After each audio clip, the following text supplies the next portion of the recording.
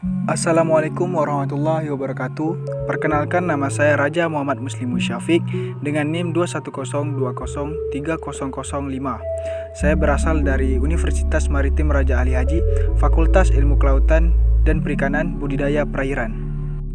Definisi: sistem pernafasan biologis yang terdiri dari organ dan struktur-struktur lain yang digunakan untuk pertukaran gas pada makhluk hidup.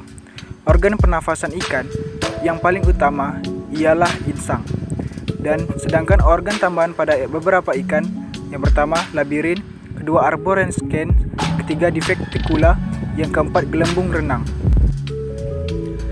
Yang pertama yaitu organ insang. Insang ini merupakan alat pernafasan yang terdapat pada ikan, yang berfungsi untuk mengekstrak pada bagian yang larut dalam air dan mengeluarkan karbon dioksida. Ada beberapa bagian yang menyusun insang yang pada ikan, yaitu yang pertama lengkung insang yang tersusun dari tulang rawan, yang kedua rigi-rigi insang yang terletak di depan lengkung insang, yang ketiga lembaran insang bagian WIB terletak di belakang bagian lengkung insang. Lembaran insang biasanya berwarna merah karena mengandung pembuluh darah. Lembar insang berbentuk menyerupai sisir. Tiap lembar dan insang memiliki kelamin. Di setiap kelamin terdiri dari banyak lembar tipis atau bisa disebut dengan lamela. Yang pertama, labirin. Labirin adalah salah satu alat bantu pernafasan pada ikan. Namun, tidak semua ikan memiliki labirin. Labirin adalah perluasan insang pada bagian atas yang berbentuk lipatan dan berongga yang tidak beraturan.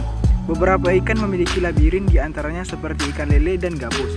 Labirin berfungsi untuk menyimpan cadangan oksigen yang nanti bisa digunakan pada saat ikan berada pada daerah atau lingkungan dengan kadar oksigen rendah. 2. Arborescens. Beberapa spesies seperti ikan lele, gurame, nila juga memiliki siklus tambahan yang disebut dengan arborescens.